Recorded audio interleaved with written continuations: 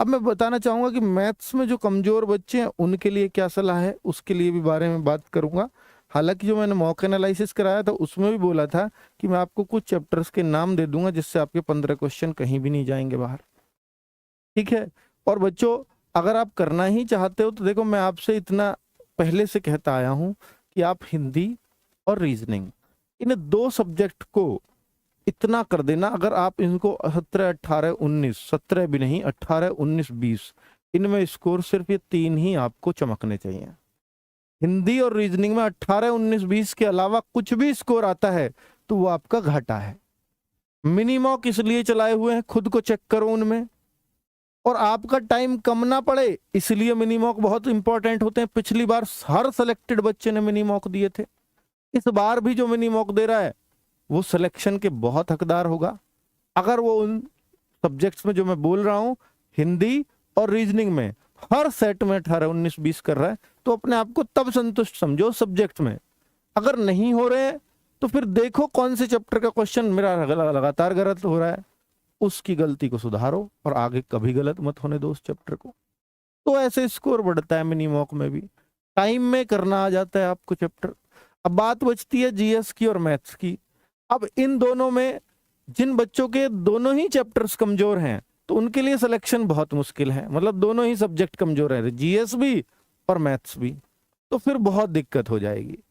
इनमें अगर एक वीक है तो संभल भी सकते हो, लेकिन बच्चों अगर मैथ्स स्ट्रांग है, जीएस वीक है, तो भी बहुत ज्यादा टेंशन लेने की जरूरत नहीं है।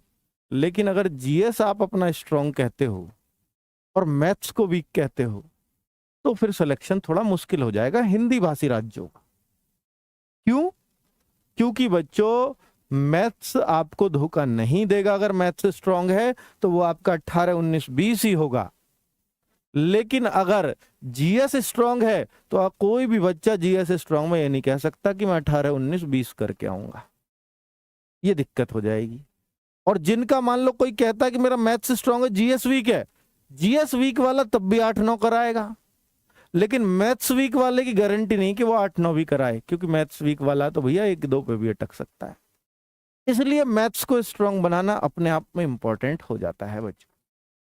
अब आप लास्ट टाइम में मैथ्स में ऐसा क्या पढ़ें कि जो थोड़ा सा मेरा स्कोर गेन हो जाए, कि मेरा वीक है सर पर मैं थोड़ा सा कुछ करना चाहता हूं, तो उसके लिए मैं कुछ चैप्टर्स भी आपको दूंगा कि भाई इनको पढ़ लेना बस चैप्टर्स को, ठीक है, तो आपका बेड़ा पार हो सकता है। आपके लिए मैं मैथ्स में जो स्पेशल, मैं ये कहने वाला था कि मैथ्स में जो स्पेशल हिदायत, क्योंकि मैं मैथ्स का टीचर भी हूं और मैंने आपको बैच में पढ़ाया भी आधा मैथ्स, तो मैं उस लिहाज से कह रहा हूं कि एलसीएम और एचसीएफ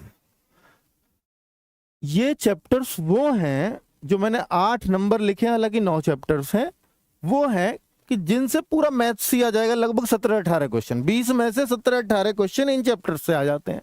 आप क्या सर ये पूरा मैथ्स ही तो लिख रखा, आपने छोड़ा ही क्या? भाई बहुत कुछ छोड़ दिया, पूरे मैथ्स में केवल 8 9 चैप्टर नहीं है। पर मैं दिखा रहा हूं आपको एलसीएम एचसीएफ से लगभग 2 क्वेश्चन पूछे जा रहे हैं पिछली बार से, एवरेज में भी आप ये मान लो 2 क्वेश्चन। तो आप इन चैप्टर्स को, तो बहुत आसान चैप्टर्स है, इनको तो स्ट्रॉन्ग करने में कुछ नहीं जाता आपका। अब मैं बात करूं परसेंटेज प्रॉफिट लॉस, अगर इनको पढ़ लोगे तो इन दोनों से कुल मिला के आपके 5 क्वेश्चन 100% कंफर्म हो जाएंगे, प्रॉफिट लॉस और परसेंटेज को। सर इनको पढ़े कहां से? तो पढ़ने के लिए एक तो हमने बुक भी दे रखी है आपको एसएससी जीडी की मैथ्स की, उससे बेस्ट तो कोई बुक नहीं हो सकती, ठीक है, उसके लिए, क्योंकि वो सिर्फ जीडी के लिए बनी है। बाकी आप नॉर्मल बुक पढ़ते हैं तो भी कोई दिक्कत नहीं है, बस आप इन चैप्टर्स को कर लीजिएगा। अगर मैं बात करूं टाइम एंड वर्क, बहुत आसान चैप्टर्स में गिनती है, बहुत आसानी से कर सकते हो, 2-3 नंबर आपके पक्के, 2-3 क्वेश्चन। रेशो प्रोपोर्शन 2 क्वेश्चन आने ही आने हैं, ठीक है। और इंटरेस्ट, इंटरेस्ट में भी अगर सिंपल इंटरेस्ट और कंपाउंड इंटरेस्ट दोनों की बात करूं तो कंपाउंड इंटरेस्ट ज्यादा इंपॉर्टेंट रहेगा, क्योंकि पहले भी ऐसा ही रहा है, सीआई से ज्यादा क्वेश्चन आए, पर ऐसा जरूरी नहीं है कि पिछली बार जिससे ज्यादा आए इस बार भी उससे ज्यादा आएंगे, ऐसा ही भी इंपॉर्टेंट हो सकता है। तो ये आपको इंटरेस्ट पढ़ना ही पड़ेगा, ठीक है, और बहुत मुश्किल चीज नहीं है इंटरेस्ट को पढ़ना, ठीक। तो आगे बच्चों टाइम स्पीड एंड मेंसुरेशन, अब ये दो अलग अलग चैप्टर लिखे हैं मैंने, ये दोनों ही बच्चों के वीक होते हैं भाई। ये चीजों को बच्चा हिम्मत कर लेता है, वीक बच्चा भी इनमें हिम्मत कर लेता है कि इनको मैं कर सकता हूं, लेकिन इसको वीक बच्चा हिम्मत नहीं कर पाता बच्चों।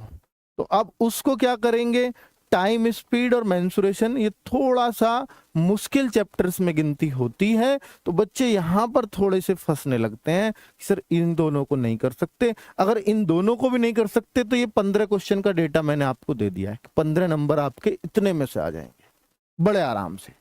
अगर आपको दोनों 2-3 इससे प्रश्न आते हैं, 2-3 ही इससे आते हैं, अगर इनमें से एक भी कर लो तो भी आपके 17 क्वेश्चन का डेटा पता चल जाएगा आपको।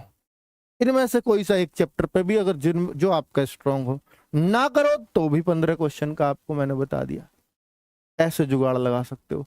तो अगर अब लास्ट टाइम में पढ़ना ही है मैथ्स को तो इन चैप्टर्स को जरूर पढ़ लेना।